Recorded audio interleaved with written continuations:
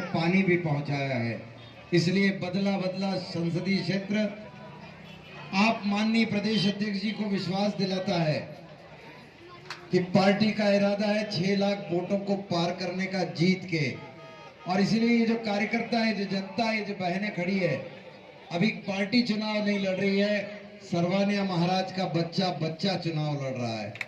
और ये बताएंगे कि कांग्रेस के जो षड्यंत्र हैं, उन षड्यंत्रों को बेनकाब करते हुए प्रत्येक बूथ भाजपा का बूथ होगा, प्रत्येक बूथ पर कमल खिलेगा, क्योंकि दुनिया नरेंद्र मोदी जी के नेतृत्व को नमन कर चुकी है। और इसीलिए मोदी मोदी के नारे पूरी पृथ्वी पर लगते हैं। हम आज बीडी भाई को सुनेंगे, हमारे अपने नेता, अपने दिलों पर राज करने वाले ऐसे सम्मानीय वीडी शर्मा जी को मैं आमंत्रित करता हूं। उसके पहले एक अपील करूंगा कि 13 तारीख को मतदान है, और चूंकि मुझे पार्टी ने, शिवराज जी ने, वीडी शर्मा जी ने तीसरी बार आपका प्रतिनिधित्व करने का मौका दिया है, इसलिए मतदान केंद्र पर तीसरे नंबर का ही योग संयोग से बटन आया है। आप तीसरे नंबर के बटन को दबाकर भारतीय जनता पार्टी के कमल फूल को खिलाएंगे। बहुत बहुत धन्यवाद सम्मानीय पवन भाई, वीडी जी को। अब मैं जोरदार नारों के सामने दोनों हाथ खड़े कर भारत माता की, भारत माता की, भारतीय जनता पार्टी, भारतीय जनता पार्टी। बड़े स्नेह के साथ में और हम सब की ओर से सम्मानीय प्रदेश दूंगा कि हम सबको मार्गदर्शन करें। बोलिए भारत माता की, भारत माता की, भारतीय जनता पार्टी जिंदाबाद, नरेंद्र मोदी जिंदाबाद। आज सर्वनिया महाराज में इस चुनावी सभा में हमारे बीच उपस्थित इस क्षेत्र के लोकप्रिय सांसद आदरणीय सुधीर गुप्ता जी, इस क्षेत्र के हमारे लोकप्रिय विधायक पूर्व मंत्री ओम प्रकाश सकलेचा जी, भारतीय जनता पार्टी के जिले के अध्यक्ष भाई पवन पाटीदार जी, हमारे नीमच के सम्मानित विधायक भाई दिलीप परिहार जी, बाबूलाल जी, हमारे बजरंग पुरोहित जी, बाबूलाल बंजारा जी, बंजारा समाज के हमारे अध्यक्ष, भारतीय जनता पार्टी के मंडल के अध्यक्ष भाई अर्जुन माली जी, नगर परिषद के अध्यक्ष रूपेंद्र जी, श्याम जी, विक्रम जी और उपस्थित इस सभा में सर्वनिया महाराज के नागरिक भाई और बहनों, आज मैं तो चुनाव का केवल प्रचार का एक दिन बचा, 13 तारीख को मतदान है। मैं तो आपसे आशीर्वाद मांगने हूं, और मैं वो आशीर्वाद मांगने के लिए आया हूं मेरे भाइयों और बहनों कि देश की जनता ने पूरे देश के अंदर उत्तर से लेकर दक्षिण तक, पूरब से लेकर के पश्चिम तक इस बार जनता ने तय किया है कि भारत के प्रधानमंत्री नरेंद्र मोदी जी को पुनः तीसरी बार प्रधानमंत्री बनाना है। तो मेरे सर्वनिया महाराज के भाइयों और बहनों, मैं तो आपको इसलिए आता हूं कि सर्वनिया महाराज के जो मेरे नागरिक भाई और बहन जो प्रधानमंत्री नरेंद्र मोदी जी को पुनः तीसरी बार प्रधानमंत्री देखना चाहते हैं, आपके मन के अंदर उत्साह और उमंग है, तो मुझे लगा कि आपके बीच आना चाहिए। और मेरे भाई और बहनों, 13 तारीख को जब मतदान होगा और प्रधानमंत्री नरेंद्र मोदी को तीसरी बार प्रधानमंत्री बनाना है, तो अपने लोकप्रिय सांसद भाई सुधीर गुप्ता का बटन दबाकर ऐतिहासिक बहुमत से विजयश्री बनाना है। मेरे भाई और बहनों, इस देश के अंदर माननीय प्रधानमंत्री नरेंद्र मोदी ने, भारतीय जनता पार्टी की सरकार ने, अभी सुधीर गुप्ता जी ने आपको कहा, विकास को लेकर के इस क्षेत्र में जब कांग्रेस की सरकारें थी, तब ये मध्य प्रदेश बीमारू राज्य था। मिस्टर भंडार दिग्विजय सिंह के नेतृत्व में इस मध्य प्रदेश के अंदर सड़क, बिजली, पानी तक आम जनता जनार्दन लालायित होती थी। दुरावस्था का दौर था, कानून व्यवस्था में दुरावस्था थी। लेकिन भारतीय जनता पार्टी की सरकार 2003 में बनने के बाद मध्य प्रदेश के अंदर विकास के नए आयाम खड़े किए। चाहे किसानों के पानी के, किसानों के सिंचाई की सुविधा होगी, चाहे पीने के पानी की सुविधा होगी, सड़क, बिजली होगी। मेरे भाई और बहनों, मुझे जरा ईमानदारी से बताओ, 2003 के बाद भारतीय जनता पार्टी की सरकार बनी तो नीमच जिला तो बना ही, नीमच जिले में सरवनिया महाराज में सड़क, बिजली, पानी की समस्या आज समाप्त भारतीय जनता पार्टी की सरकार ने की है कि नहीं की है? जरा ताकत से बताओ, किया कि नहीं किया?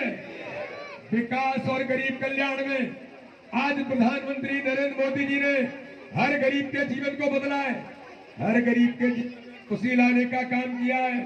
सर्वनिया मैं पूरा कर सकता हूं, लेकिन जब गरीब मां का बेटा देश का प्रधानमंत्री बना, सर्वनिया महाराज के भाई और बहनों, मैं आज आपको बताना चाहता हूं, प्रधानमंत्री ने कहा कोई गरीब अब इस भारत के अंदर झोंपड़ी में नहीं रहेगा। और आज हम गर्व से कहते हैं, हर गरीब को जो झोंपड़ी में रहता था, प्रधानमंत्री आवास में मोदी जी ने उसे स्वयं का मकान देने का काम इस भारत के अंदर किया है। लेकिन मैं एक बात और कहने के लिए आया हूं,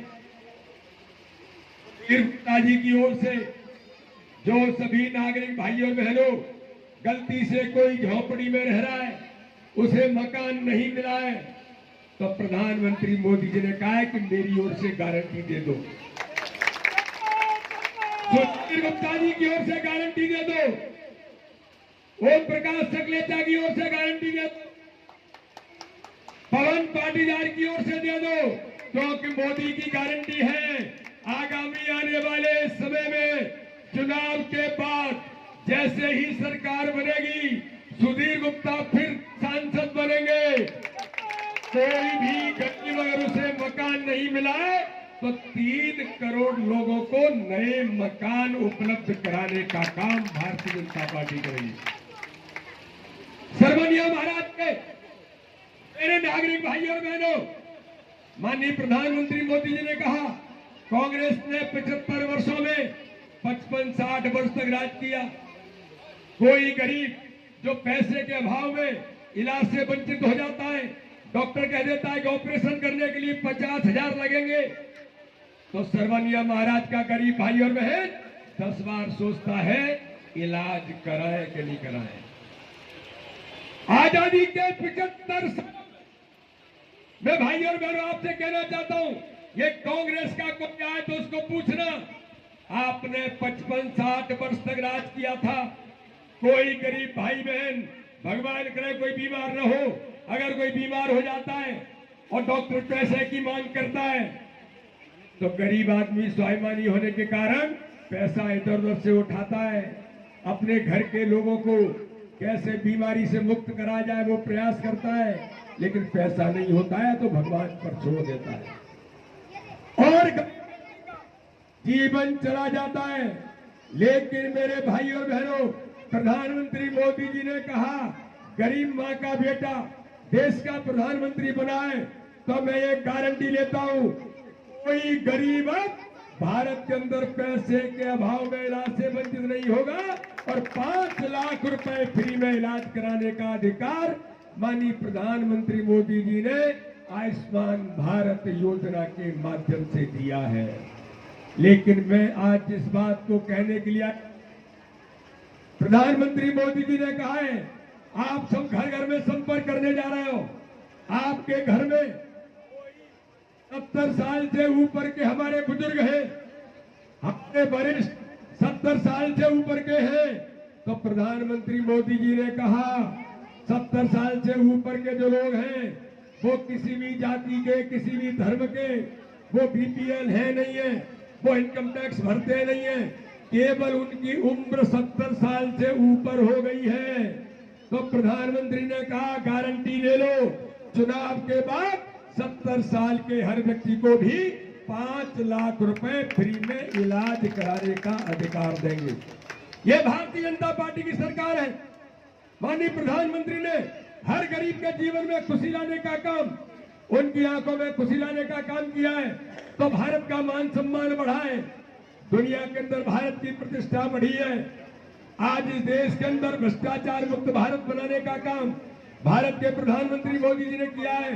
मुझे सरवनिया महाराज के भाई और बहनों, मुझे ईमानदारी से बताना, माननीय प्रधानमंत्री की किसान सम्मान निधि मिलती है कि नहीं मिलती है? कितनी मिलती है? 6,000 रुपए। और मुख्यमंत्री की कितनी मिलती है? यानी 12,000 रुपए एक किसान को किसान सम्मान निधि मिलती है। मेरी बहनों, आप बताना, आपको मध्य प्रदेश सरकार की लाडली बहना योजना में 1250 मिलते हैं कि नहीं मिलते हैं? लेकिन मैं जो बात आपसे कहने के लिए आया हूं, माननीय प्रधानमंत्री मोदी जो तीसरी बार प्रधानमंत्री बनने चाहिए। कांग्रेस के प्रधानमंत्री कहते थे 1 रुपया हम दिल्ली से भेजते तो 85 पैसे दलाल और बिचौलिए खा जाते हैं। केवल 15 पैसे गरीब तक पहुंचता है, केवल 15 पैसे गरीब तक पहुंचता है। सारे दलाल बिचौलिए खा जाते हैं। लेकिन जरा ईमानदारी से बताना मेरे बहनों और भाइयों, मोदी जी की सरकार बनी, जनधन अकाउंट खोले 54 करोड़ परिवारों के, तो ये कांग्रेसी मजाक उड़ा रहे थे, प्रधानमंत्री क्या देने वाला है जो अकाउंट खुलवा रहा है।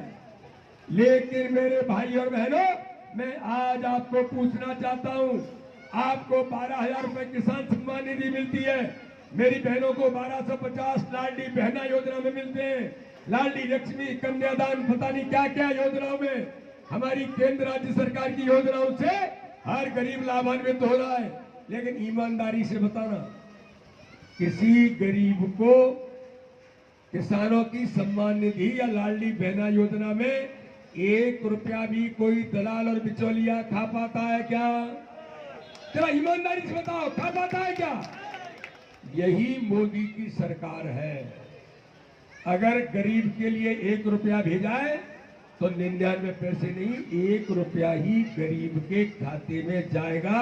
इसके लिए भ्रष्टाचार मुक्त भारत बनाना, इसके लिए प्रधानमंत्री मोदी उन्हें तीसरी बार प्रधानमंत्री बनने चाहिए। एक बात और मैं पूछना चाहता हूं, हम लोग मीडिया में, टीवी में देखते थे, जहां देखो वहां विस्फोट हो रहे हैं, कहीं भी आतंकवादी हमले हो रहे हैं, हमारे सैनिकों के सर काटकर पाकिस्तान और बांग्लादेश के सैनिक फुटबॉल खेलते थे और हमारी सरकार और प्रधानमंत्री कहते थे कि देखेंगे, देख रहे हैं। लेकिन मेरे भाई और बहनों, मुझे बताओ, 2014 में मोदी जी की सरकार बनने के बाद इस भारत के अंदर कोई विस्फोट हुआ है क्या? ताकत से बताओ, हुआ है क्या? और अगर हमारे सैनिक पर किसी ने हाथ डालना तो छोड़ दो, अगर आंख भी उठाई है तो पाकिस्तान में घुस करके सर्जिकल स्ट्राइक करके जवाब देने का काम भारतीय जनता पार्टी की सरकार ने हमारे सैनिकों ने किया है। सुरक्षित भारत बनाने के लिए, सीमाओं की सुरक्षा के लिए, भारत की आंतरिक सुरक्षा के लिए प्रधानमंत्री मोदी जी तीसरी बार प्रधानमंत्री बनने चाहिए। और सरवनिया महाराज के मेरे भाइयों बहनों, एक बात मैं अंत में पूछता हूं, 22 जनवरी को इस भारत ने दुनिया के अंदर इतिहास बना, और वो इतिहास क्या बना? 500 सालों से हम इंतजार कर रहे थे, 500 सालों से इंतजार था। अयोध्या में रामलला आएंगे, हम नारा लगाते थे रामलला हम आएंगे, मंदिर वहीं बनाएंगे, और इंतजार चलता रहा, आंदोलन होते रहे, लाखों लोगों ने बलिदान किया। लेकिन मेरे बहनों और भाइयों, प्रधानमंत्री मोदी जी ने सारी बाधाओं को दूर करके मंदिर का शिलान्यास भी किया, और हम सबकी आंखों के सामने इतिहास बना कि 22 जनवरी को रामलला की प्राण प्रतिष्ठा अयोध्या के अंदर हुई। पर मेरे भाइयों बहनों, मैं जो बात आपसे कहने के लिए आया हूं, 22 जनवरी को अयोध्या में रामलला विराजमान हुए, आप सबको आनंद आया कि नहीं आया? अरे भाई, ऐसे बोलोगे तो कैसे मजा आएगा? आया कि नहीं आया? आपने घर घर में दीपक जलाए कि नहीं जलाए? आपके किसी के पेट में दर्द हुआ था क्या? लेकिन मैं आज आपको बताने के लिए आया हूं, आपने जश्न मनाया, अमेरिका में, ब्रिटेन में भी जश्न मना, दुनिया में लोगों ने कहा आज हमारे लिए गौरव का दिन है कि हमारे आराध्य भगवान राम जो टेंट में बैठे थे वो अब भव्य राम मंदिर के रामलला में रामलला विराजमान हो रहे हैं। लेकिन एक कांग्रेस के व्यक्ति आए तो इनसे पूछना कि तुम्हारे सोनिया गांधी, राहुल गांधी के पेट में दर्द क्यों हुआ था? कांग्रेस के नेता दिग्विजय सिंह बंटाधार, कमलनाथ करप्शन नाथ, इनके पेट में दर्द क्यों हुआ था? मैं आपको आज बताना चाहता हूं मेरे बहनों और भाइयों, इन कांग्रेसियों के पेट में भारी दर्द हुआ और मोदी जी ने कहा रामलला की प्राण प्रतिष्ठा हो रही है, रामलला तो सबके आइए, आप भी सम्मिलित होइए। इन कांग्रेसियों ने रामलला की प्राण प्रतिष्ठा का बहिष्कार किया। जरा सरवनिया महाराज के भाई और बहनों, मुझे ईमानदारी से बताना, रामलला के प्राण प्रतिष्ठा का बहिष्कार हमारे भगवान राम का अपमान है कि नहीं है? ताकत से बताओ, है कि नहीं है? तो जिन्होंने रामलला का अपमान किया उन्हें इस देश के अंदर रहने का अधिकार है क्या? रामलला हम सबके भगवान आराध्य हैं। लेकिन कांग्रेस ने ये अपमान किया है, कांग्रेस ने गरीबों के साथ छल किया है, कांग्रेस ने धोखा दे करके केवल फूट डालो राज करो की नीति करने का काम, जो कांग्रेसियों के खून में आज भी अंग्रेजों के जीन्स है, ये आएंगे, चलाएंगे, झूठ बोलेंगे और केवल गुमराह करने का काम करेंगे। कोई धर्म के आधार पर तुष्टीकरण की राजनीति करेगा। मैं सरवनिया महाराज के भाई और बहनों आज आपको पूछना चाहता हूं, कांग्रेस ने मैनिफेस्टो में कहा है, घोषणा पत्र में कहा है, हम विरासत टैक्स लगाएंगे। और विरासत टैक्स क्या है? इस घर में मेरे माता भाई बहन रहते हैं, वो जिंदगी भर कमाई करते हैं, अपने बच्चों को अच्छे से, हमारे जाने के बाद बच्चे अच्छे से संपन्न रहे, कोई मकान बनाता है, कोई गहने बनाता है, कोई संपत्ति इकट्ठी करता है, वो विरासत हमारी विरासत होती है। लेकिन कांग्रेस ने घोषणा पत्र में कहा है, आपने जो संपत्ति इकट्ठी की है, आपकी जो विरासत है, उस विरासत की जांच होगी और जांच होने के बाद कोई व्यक्ति जब चला जाता है तो उसके बाद उसके बेटे और बेटियों के 25% उस विरासत का हिस्सा मिलेगा, 75% सरकार को चला जाएगा। जरा मुझे बताओ मेरे बहनों भाइयों, आप अपनी जिंदगी की गाढ़ी कमाई को कांग्रेस के घोषणा पत्र में है कि वो सरकार 75% लेगी, ऐसे लोगों को आप अवसर देंगे क्या? तो दूसरी ओर एक बात और सुन लो, कांग्रेस के घोषणा पत्र में लिखा है, हम अल्पसंख्यकों को, मुस्लिमों को ओबीसी दर्जे में लाकर उन्हें आरक्षण देंगे। यानी ओबीसी दर्जे में लाकर, जो मेरे देश के अंदर बाबा साहब अम्बेडकर ने जो प्रावधान किया है, हमारे दलित, अनुसूचित जाति, जनजाति और ओबीसी भाई और बहनों को जो आरक्षण दिया है, उस आरक्षण में डाका डालने के लिए कांग्रेस कह रही है मुस्लिमों को हम आरक्षण में ओबीसी बना करके लाएंगे और ओबीसी, दलित और एससी एसटी के आरक्षण में डाका डालेंगे। ये केवल कह नहीं रहे, इन्होंने कर्नाटक में इनकी सरकार में लागू कर दिया है। तो मुझे मेरे बताओ मेरे बहनों और भाइयों, कोई भी मेरा दलित, एससी एसटी और ओबीसी भाई बहन मुस्लिमों को ओबीसी बनाकर हमारे आरक्षण पर डाका डालने देंगे क्या? तो मेरे भाई और बहनों, कांग्रेस केवल तुष्टीकरण की राजनीति करना चाहती है। ये उनको भी केवल भ्रम फैलाना चाहते जो जिंदगी भर फैलाया।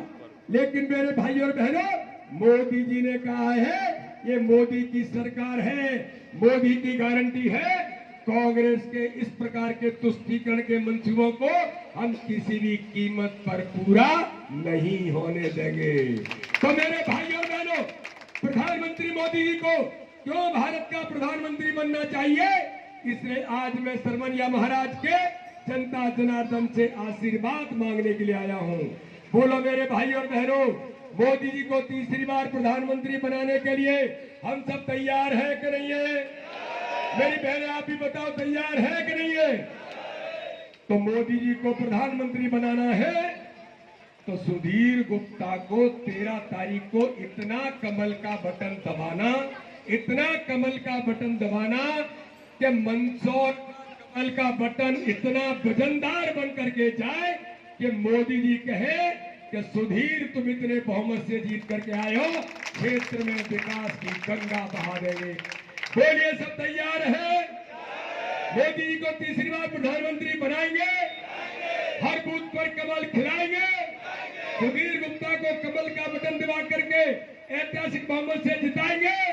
तो दोनों हाथ उठाओ, दोनों हाथ उठाइए। ये कांग्रेसियों को जो झूठ बोलेंगे उन्हें जवाब देना है। बोलिए भारत माता की, भारत माता की जय, जय श्री राम, जय जय श्री राम। सरवनिया महाराज के सभी भाई और बहनों की जय।